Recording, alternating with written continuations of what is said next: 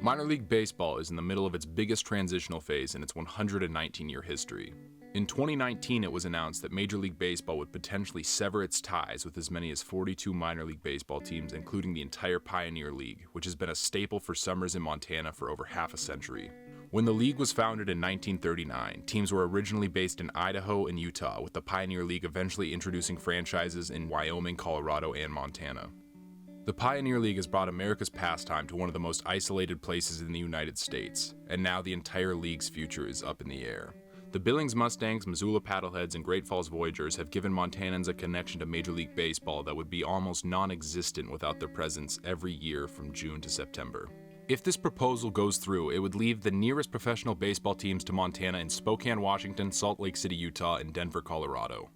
This would force the majority of Montanans to travel a minimum of 200 miles just to watch a minor league baseball game, and across the country, many rural areas would no longer have access to professional baseball. In Montana, the Missoula Paddleheads, whose field sits along the Clark Fork River, have spent the past 21 summers in the Garden City as affiliates of the Arizona Diamondbacks. Formerly known as the Missoula Osprey, they rebranded to the Paddleheads in 2019 and won the Minor League Baseball fan vote for Best New Design for the 2020 season.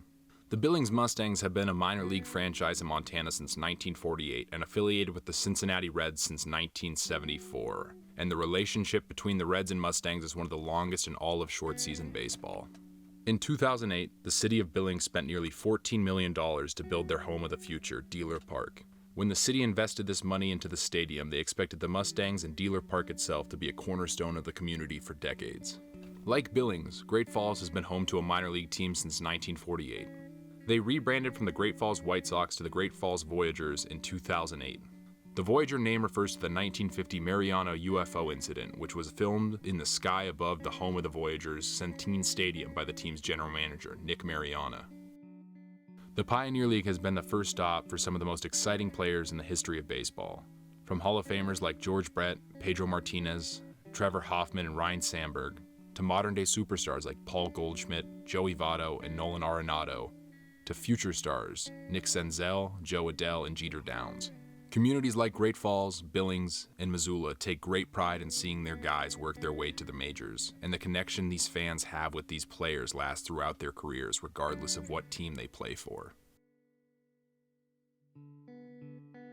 The stadiums in Montana seat 40,000 less than a major league ballpark, but the experience of a summer night in Montana, watching the Mustangs, Paddleheads, and Voyagers play, is a much more intimate look at America's pastime. Teams across the country that are at risk of losing their MLB affiliations are working together with their local governments and state legislators to try and keep professional baseball in rural America. I would say Major League Baseball could be making a short-term financial gain for a long-term loss, because the fan connection to Major League Baseball is connected to the fact that they get to see these players right here in town. Like I said, you can go to 38 games in a short season, walk to the stadium from your house, or drive a couple miles to get there. That's a significantly different connection than if we're going to make a 8-hour trip, spend the night.